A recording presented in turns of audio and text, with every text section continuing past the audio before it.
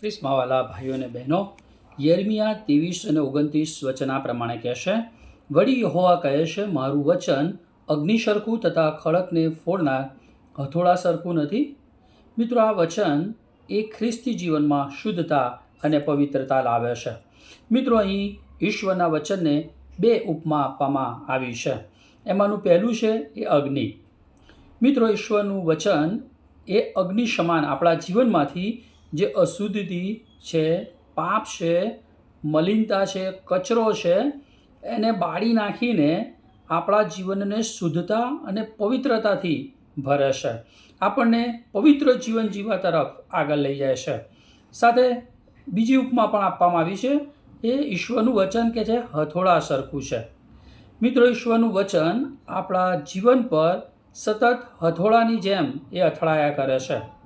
એક મોટો પથ્થર હોય ને એને તોડવાને માટે મોટા ઘણની જરૂર પડે અને સતત એને મારવાથી નાની તિરાડ પડે, ધીમે ધીમે એ પથ્થર તૂટે છે અને ભાંગીને ભૂકો થાય છે.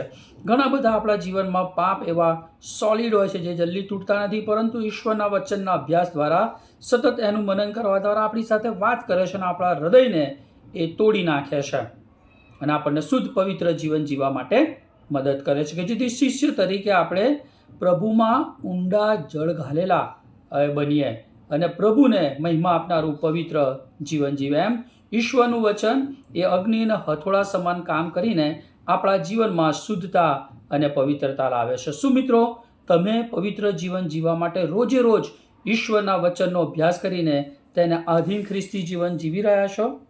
આમેન.